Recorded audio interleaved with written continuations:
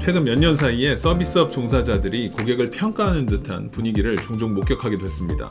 무례한 손님에게는 웃어주지 않아도 된다. 손님의 태도가 나쁘면 우리도 똑같이 대해도 된다. 라는 내용의 콘텐츠가 당당하게 공유되고 이걸 지지하는 여론은 폭발적이죠. 감정이 이입돼서 속이 시원한 느낌도 나고 하니까요. 하지만 이게 과연 호스피탈리티의 본질에 부합하는 것일까 생각해 볼 필요가 있습니다.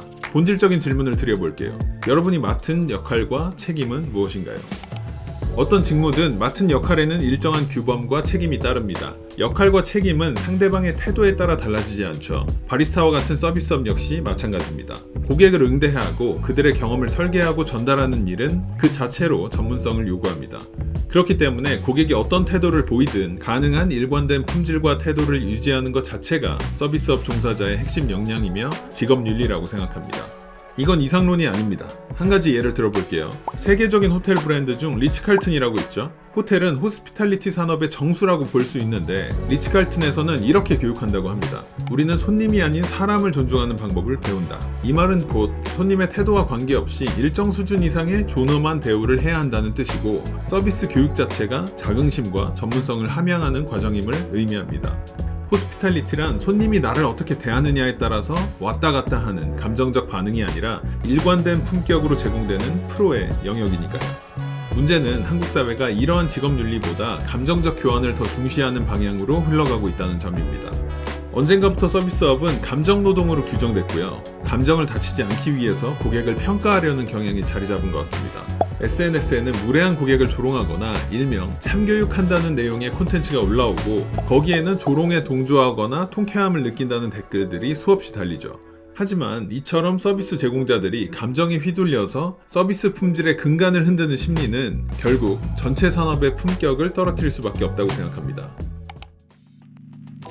이러한 왜곡된 인식의 전환점 중 하나로 저는 현대카드 정태영 사장의 조치를 떠올리는데요. 정태영 사장이 한 인터뷰에서 했던 얘기가 기폭제가 됐다고 봅니다. 고객이 상담원에게 욕설을 하거나 폭언을 할 경우 상담원이 전화를 끊을 수 있도록 내부 규정을 정했습니다. 라는 것이었습니다. 이건 직원보호라는 취지에서 분명 필요한 제도적 대응이고 입에 담지 못할 욕설이나 성희롱을 하는 극단적인 블랙 컨슈머로부터 일선 직원을 보호하는 모범 사례로 주목받았죠. 저도 현명한 판단이었다고 생각합니다. 그러나 이 사례가 알려진 이후 한국 사회에서는 이 조치가 마치 고객을 평가하고 그에 따라 서비스를 거부할 수 있는 권한을 부여한 것으로 오해됐다고 생각합니다.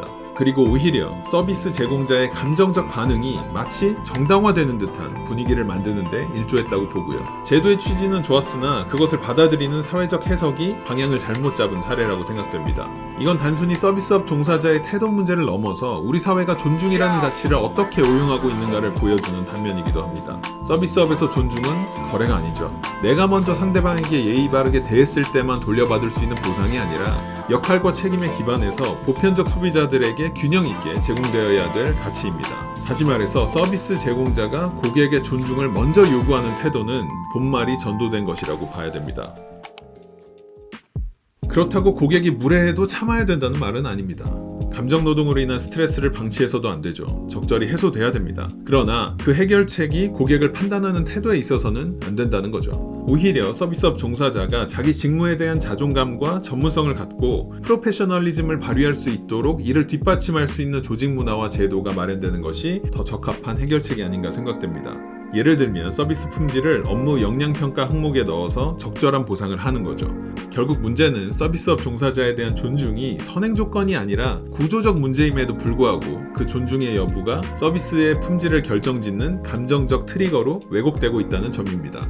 서비스란 무례한 고객을 만나더라도 흔들림 없는 프로페셔널리즘을 유지할 수 있을 때 비로소 존중받을 자격을 갖게 되는 행위입니다.